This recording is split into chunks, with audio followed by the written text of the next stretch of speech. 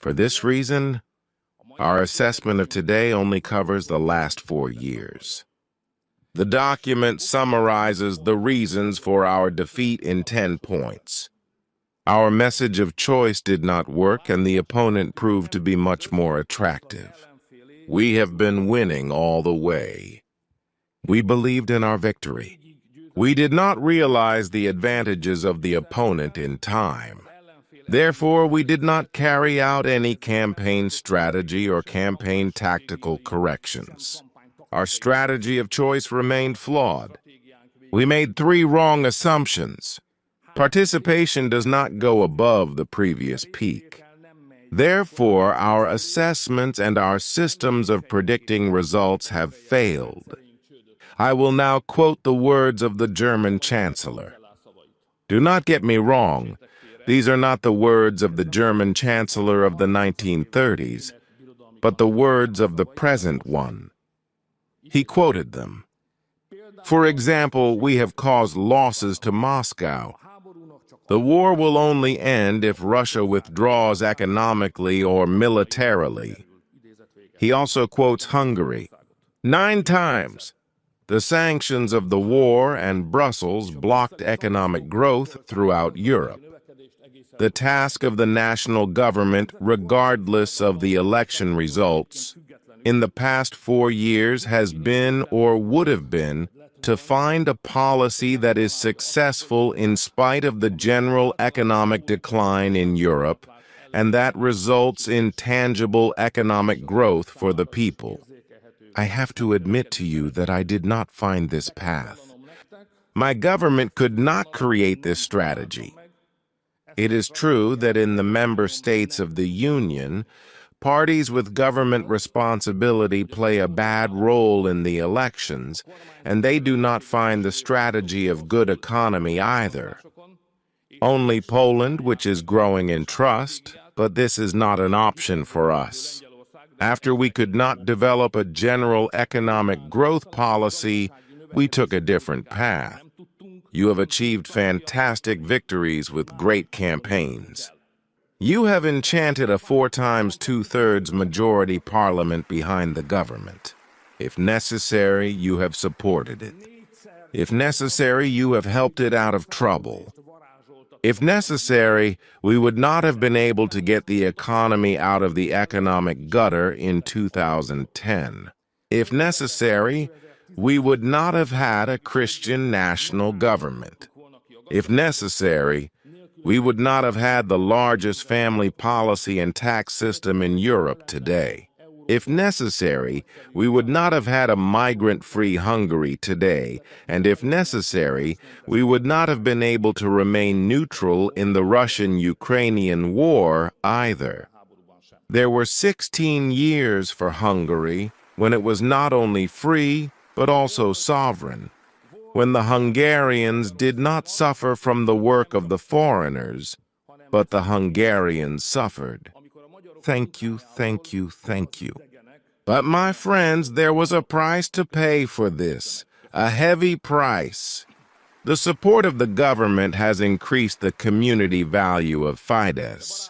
Between 2022 and 2010, we were a community-driven party in opposition, as it should be, and in times of opposition, we did not even need the leadership of the Undersecretary General.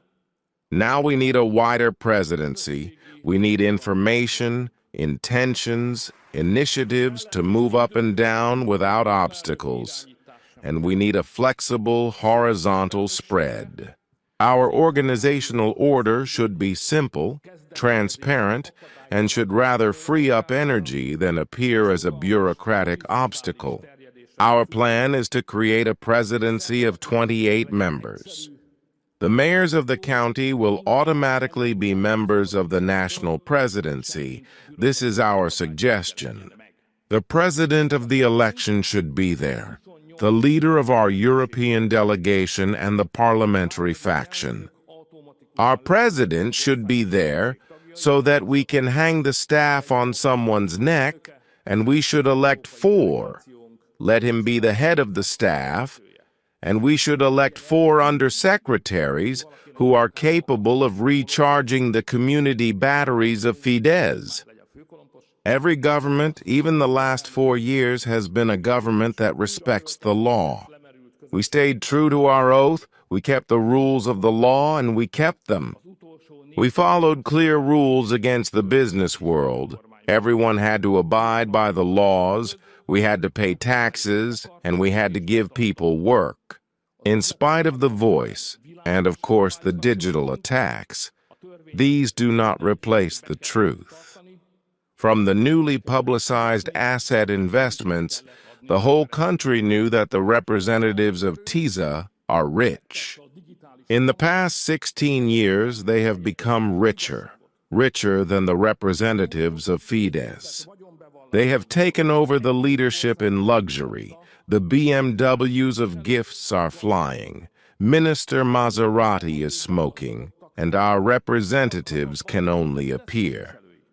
The recent investigation of embezzlement, the conceptual proceedings, the forcefulness, and the unimaginable powerlessness of self-rule will all eventually become our advantage. Honorable Congressman, the government will be in a slowly hurting relationship with the whole country. Honorable Congressman, dear friends, old and new colleagues, I thank you for your trust. I have never concealed the fact that I consider the creation of a sovereign Hungary to be my personal mission.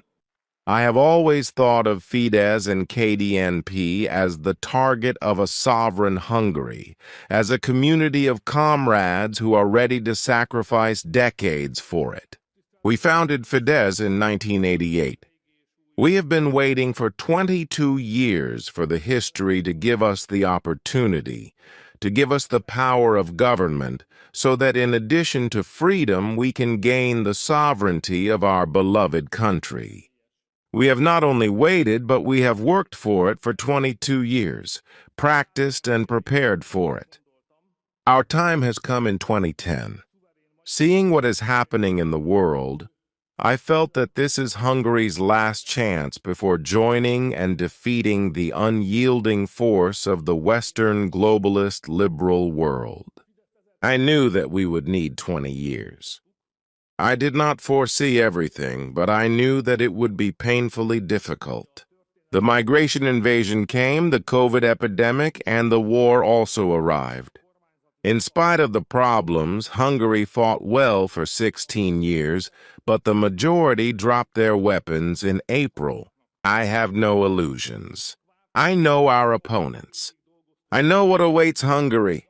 Liberals who have come to power open their doors. Foreigners come and tear Hungary apart.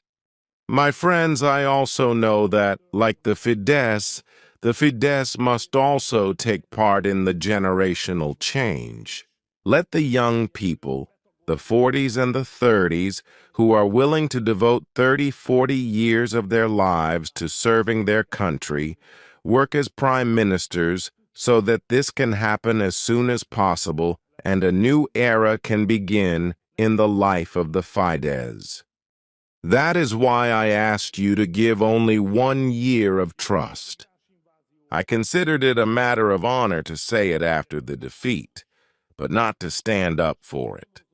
I consider it a matter of honor to give the Fidesz as an organized, modernized, and winning party to the young people. And I will do this work. So I will do it. You know, all of you have known me for a long time. I do not betray, and you have not taken the cat out of the bag with me. You know that I have no desire to change. I will not make a half or a full revolution. I will not go to parties here and there. I will never back down. I am Kuruk, and I am only interested in national politics. Neither money, nor European positions, nor international recognition matter. I do my job, I serve my country, I live here and there as best I can. So far, I have not been caught. I have no ambition. I do not care about glory or fame. I have no wealth, but I have a good life plan. and I can be sure that I will not ruin it in the end.